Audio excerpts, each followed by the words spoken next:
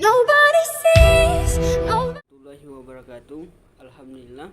Alhamdulillahirabbil alamin. Wassalatu wassalamu ala asrofil anbiya'i wal mursalin wa ala alihi washabihi rasulillahi ajmain. Amma ba'du. Baik, perkenalkan, nama saya Seldi Setiawan, saya dari BKI 6C. Baik, di sini saya akan menjelaskan materi tentang salat dalam keadaan sakit. Salat adalah ibadah yang diwajibkan dilaksanakan ketika sakit pun kita wajib mendirikan sholat. Orang yang sakit tetap wajib sholat di waktu dan melaksanakan menurut kemampuannya. Dan sholat yang pertama itu adalah sholat dengan duduk. Orang sakit yang mampu berdiri namun tidak mampu ruku atau sujud, dia tetap wajib berdiri. Dia harus sholat dengan berdiri dan melakukan ruku dengan menunduk ke badannya. Bila dia tak mampu membungkukkan punggungnya sama sekali, maka cukup dengan menundukkan lehernya, kemudian duduk, lalu menundukkan badannya untuk sujud dalam keadaan duduk dengan mendekatkan wajahnya ke tanah sebisa mungkin.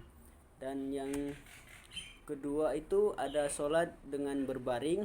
Orang sakit yang tidak mampu melakukan sholat berdiri dan duduk, secara melakukannya adalah dengan berbaring.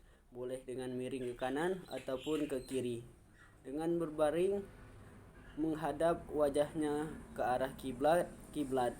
Dan yang ketiga itu sholat dengan terlentang.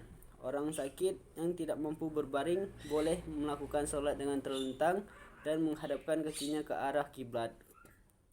Karena hal ini lebih dekat pada cara berdiri. Misalnya, bila kiblatnya arah barat, maka letak kepalanya di sebelah timur dan kakinya di arah barat. Apabila tidak mampu menghadap kiblat dan tidak ada mengarahkan atau membantu mengarahkannya, maka hendaklah ia sholat sesuai keadaan tersebut. Dan selanjutnya, tata cara sholat orang sakit. Yang pertama itu cara mengerjakannya. Kalau tidak dapat berdiri, boleh mengerjakan sambil duduk, yaitu telapak kaki kiri diduduki dan telapak kaki kanan berdiri seperti saat tasyahud atau duduk iftirasi. Dan yang kedua, membaca niat dan takbiratul ihram dengan mengangkat kedua tangan setinggi bahu seperti sholat saat berdiri. Dan yang ketiga itu membaca surat Al-Fatihah dan surat pendek atau surat lainnya yang ada di dalam Al-Quran dan yang hafal. Dan yang keempat, ruku dan tumakinina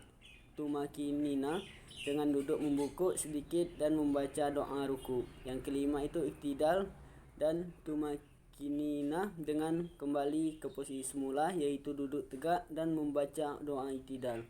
Dan yang keenam itu ada dua sujud, duduk di antara dua sujud tasyahud awal, duduk iftirasi, dan tasyahud akhir, sama seperti kita mengerjakannya sambil berdiri.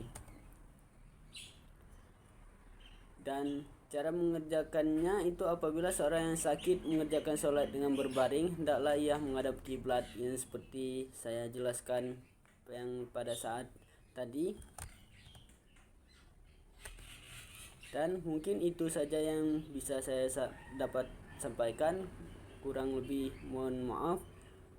Pada Allah saya mohon ampun. Wabillahi taufiq wal hidayah. Wassalamualaikum warahmatullahi wabarakatuh. In the daylight,